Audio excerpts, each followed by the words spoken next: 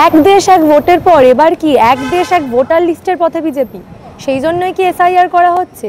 আজকে ছাত্র সম্মেলনের মঞ্চ থেকে ঠিক কি বললেন সুনীল বানসাল? কোন দিকে ইঙ্গিত করলেন যে এসআইআর হলে পরিবারতন্ত্র নাকি নষ্ট হবে? আজকে এই বিষয়টাই আপনাদের সামনে তুলে ধরবো।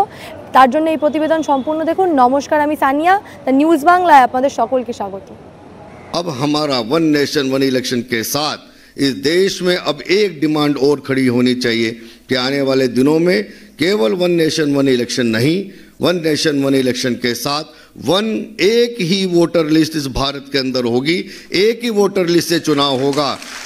আজকে এক দেশ এক ভোট নিয়ে বিজেপির তরফে একটি ছাত্র সম্মেলন করা হয়েছিল আইসিসিআরে। সেখানে উপস্থিত ছিলেন সর্বভারতীয় বিজেপির সাধারণ সম্পাদক সুনীল বানসাল এবং সেখান থেকে তিনি মূল দুটো বিষয়ে কথা বলেন। প্রথমত হচ্ছে এক দেশ এক ভোট এবং অপরদিকে এসআইআর প্রসঙ্গ নিয়ে তিনি বলেন যে এসআইআর হলে এবার থেকে এক দেশ এক ভোটার লিস্ট হবে। এই যে ভোটার তালিকার সংশোধন, আমরা জানি যে একাধিক অভিযোগ করা হচ্ছে এই ভোটার তালিকার সংশোধন হলে নাকি সাধারণ মানুষ বিপদে পড়বে। শুরু থেকে এসআইআর প্রসঙ্গে মুখ্যমন্ত্রী মমতা বন্দ্যোপাধ্যায়ের তরফে বিরোধ করা হয়েছে। আমাদের রাজ্যে অন্যান্য দল কংগ্রেস, সিপিএম তারাও কিন্তু এসআইআর বিরোধিতাই করছেন।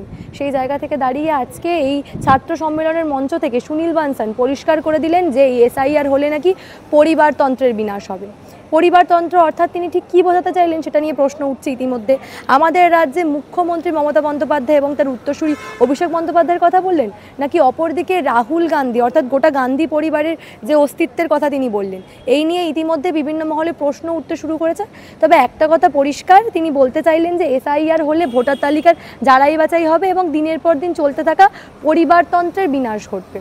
অপরদিকে তিনি আরেকটা জিনিস পরিষ্কার করে দিলেন যে বিজেপির এবার মূল লক্ষ্য হবে এবার থেকে এক ভোট এক নির্বাচনের পর থেকে এখন বর্তমানে মূল লক্ষ্য এসআইআর করা এবং এসআইআরের মাধ্যমেই এক ভোট এক ভোটার তালিকা, এক দেশ এক ভোটার তালিকা হবে। অর্থাৎ ভোটার তালিকা সংশোধনের পর যারা প্রকৃত ভারতীয় কেবলমাত্র তারাই ভোট দিতে পারবেন। কি বলছেন সুনীল বানসাল সেটা একবার শোনাবো। और आने वाले दिनों के अंदर एक और बहुत बड़ा अभियान आने वाला है, क्योंकि हम सब बंगाल के छात्र नेता बैठे हैं और मुझे लगता है कि हम सब उसी अभियान के समर्थन में होंगे। हमने बहुत वर्षों से, मैं उस अभियान का संयोजक रहा हूं, मुझसे पहले भी बहुत सारे कार्यकर्ताओं ने उस अभियानों को चलाया है। इस देश में से बांग्लादेशी घुसपैठियों को निकालने का हम वर्षों से प्रयास कर रहे हैं। इस देश में कुछ राजनीतिक दल वो चाहते हैं कि हमेशा वो घुसपैठिए इस देश के अंदर रहें, इस देश की वोटर लिस्ट के अंदर उनका नाम रहे, क्योंकि वो वोट बैंक की पॉलिटिक्स करने के कारण से उनको वोट मिलता है, इसलिए वो चाहते हैं कि सारे घुसपैठिए वोटर लिस्ट में नाम जुड़ें।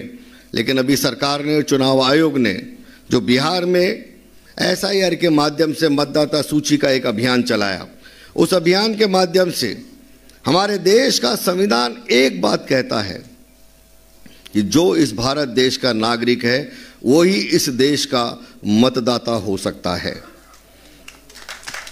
मैं आप सभी छात्र नेताओं से पूछना चाहता हूं कि जो इस भारत देश का नागरिक नहीं है, क्या उसको देश की मतदाता सूची में होना चाहिए या नहीं होना चाहिए? नहीं होना चाहिए।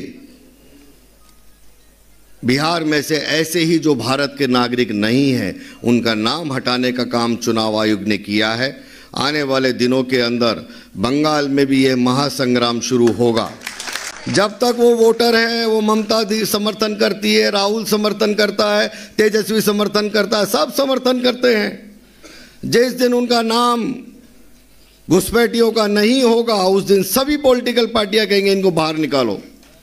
हम आज से नहीं 50 साल से कहते आए हैं कि इनको बाहर निकालो, और एक अब अवसर हमको मिला है तो पहला ही काम की शुरुआत हम करें कि जब भी बंगाल में यह वोटर लिस्ट का संशोधन का काम शुरू होगा, जो एब्सेंट हैं, जो शिफ्ट हो गए, जिनकी डेथ हो गई, उनका नाम तो हटना ही चाहिए टेक्निकल कारण से, जिनका नाम वोटर लिस्ट में है।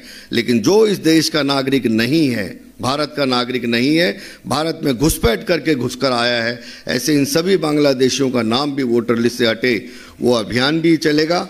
अब हमारा वन नेशन वन इलेक्शन के साथ इस देश में अब एक डिमांड और खड़ी होनी चाहिए कि आने वाले दिनों में केवल वन नेशन वन इलेक्शन नहीं, वन नेशन वन इलेक्शन के साथ एक ही वोटर लिस्ट इस भारत के अंदर होगी, एक ही वोटर लिस्ट से चुनाव होगा। अगर एक साथ चुनाव होगा तो इस देश में जो आप सभी युवा यहाँ पर बैठे हैं, आप सभी युवा सोचिए, अगर एक साथ चुनाव होगा तो इस देश में ज़्यादा युवाओं को चुनाव लड़ने के अवसर मिलेंगे। आज क्या हो रहा है, जब बार बार चुनाव होते हैं तो मैं लोकसभा का चुनाव लड़ा, लोकसभा का चुनाव नहीं जीत पाया तो मैं विधानसभा का लड़ लेता हूँ, विधानसभा का नहीं जीता तो मैं नगरपालिका का लड़ लेता हूँ, मैं ब्लॉक का लड़ लेता हूँ, मैं जिला पंचायत का लड़ लेता हूँ। हारने के बाद मैं कोई ना कोई चुनाव लड़ता रहता हूँ। यानी कुछ ही परिवार और कुछ ही लोगों के पास में यह पूरा सर्किल घूमता रहता है। अगर हम चाहते हैं कि इस देश में ज़्यादा नए और युवाओं को अवसर मिले, ज़्यादा लोगों का इस लोकतंत्र में सहभागिता हो, ज़्यादा, हम कहते तो लोकतंत्र है लेकिन आज भी अपने देश के अंदर निकाल कर देखिए कि वर्षों से पीढ़ी दर पीढ़ी कुछ ही लोग और कुछ ही परिवार चुनाव जीत करके आ रहे हैं। मैं আজকের এই সমাবেশ থেকে এই নিয়ে আরও কথা বলেছেন সুকান্ত মজুমদার। তাকে একাধিক প্রশ্ন করা হয়েছিল, বিশেষ করে এসআইআর প্রসঙ্গে তিনি সরব বলেন। কি বললেন সুকান্ত মজুমদার সেটাও একবার শোনাবো। এজেন্ডা ফুলফিল করার জন্য আপনারা চাপিয়ে দিচ্ছেন মানুষের উপর। না, এজেন্ডা, যে কোনো পার্টি তার এজেন্ডা অনুসারে কাজ করে, এটাই তো স্বাভাবিক। আমরা বলেছিলাম 370 ধারা বাতিল করব, করেছি, কুণাল ঘোষ আটকাতে পারেনি, সেটা তার দোষ। আমাদের এজেন্ডা অনুসারে তো আমাদের পার্টি কাজ করবে, আমাদের ম্যানিফেস্টো অনুসারে কাজ করবে এবং আমাদের কোনো রাগ ঢাক নেই। আমরা বিশ্বাস করি বাংলাদেশ থেকে আসা হিন্দু রিফিউজিদের এই পশ্চিমবঙ্গে থাকার অধিকার আছে। অক্টোবর মাসের মধ্যেই মনে করা হচ্ছে যে এসআইআর লাগু হয়ে যাবে, নির্বাচন কমিশন, জাতীয় নির্বাচন কমিশন এবং পুজোর মধ্যে কোনো রকম এসআইআর হচ্ছে না, পুজো মেটার পরেই কিন্তু এসআইআর লাগু হয়ে যাবে। দেখুন, নির্বাচন কমিশনের সিদ্ধান্ত তারা কবে এসআইআর করবে। আমি শুধু এটুকু বলতে পারি, বিহারে যেভাবে এসআইআর হয়েছে আগামী দিনে পশ্চিমবঙ্গেও সেইভাবে এসআইআর হওয়া উচিত। এবং এসআইআর গত কয়েকদিন আগে আপনারা জানেন মহুয়া মৈত্রের করা কেসের ব্যাপারে সুপ্রিম কোর্টের একটি অবজারভেশন নিয়ে মহুয়া মৈত্ররা এবং টিএমসি খুব লাফালাফি করেছিল যে আধারকে দিয়ে দেওয়া হয়েছে, রিকগনিশন দেওয়া হয়েছে। গতকালকেই সমস্ত তথ্য আমরা পেয়েছি, সুপ্রিম কোর্ট পরিষ্কার বলে দিয়েছে যে কিছু রাজনৈতিক দল জোর করে আধারকে সিটিজেনশিপের প্রমাণ হিসেবে দেখাতে চাইছে, অথচ আধারের পেছনেই আধার নিজে বলছে যে আমি সিটিজেনশিপের প্রমাণপত্র নই। গোটা বিষয়টা এই প্রতিবেদনে আপনাদের সামনে তুলে ধরলাম। বিজেপি ঠিক কী ইঙ্গিত করতে চাইলেন সুনীল বানসাল বিজেপির পক্ষ থেকে, এই যে পরিবারতন্ত্রের বিনাশ এসআইআর হলে, এবং অপরদিকে সবচেয়ে বড় কথা বিজেপির এবার লক্ষ্য হচ্ছে এক দেশ এক ভোটার তালিকা। এর মাধ্যমে ঠিক কোন লক্ষ্য বেঁধে দিলেন তিনি। সামনে আমাদের রাজ্যে 26শে নির্বাচন রয়েছে, সেই নির্বাচনেও এসআইআর কতটা প্রভাব ফেলে সেই নিয়ে কিন্তু ইতিমধ্যে প্রশ্ন উঠতে শুরু করেছে। আমাদের রাজ্যের যে প্রধান দল তৃণমূল সহ অন্যান্য বিরোধী দল, বিজেপি বাদে অন্যান্য বিরোধী দলরাও কিন্তু এই এসআইআর বিরোধিতা করছেন। ফলে এই এসআইআর 26শে নির্বাচনের ক্ষেত্রে কতটা গুরুত্বপূর্ণ, এবং সর্বোপরি সুনীল বানসাল যেটা বললেন যে এসআইআর হলে পরিবারতন্ত্রের বিনাশ হবে, এবং অপরদিকে আরও যে বিষয়টা উঠে এলো বিজেপির মূল লক্ষ্য হিসাবে এবার থেকে এক দেশ এক ভোটার তালিকার কথা বলা হলো। গোটা বিষয়টা আপনাদের সামনে তুলে ধরলেন। এবার আপনারাই বিচার করুন সামনের নির্বাচনে কি হতে চলেছে, এবং এই বিষয় নিয়ে আপনারা কি ভাবছেন, আপনাদের মূল্যবান এবং গুরুত্বপূর্ণ মতামত অবশ্যই আমাকে জানাবেন দ্য নিউজ বাংলার কমেন্ট সেকশনে, এবং দেখতে থাকুন দ্য নিউজ বাংলা।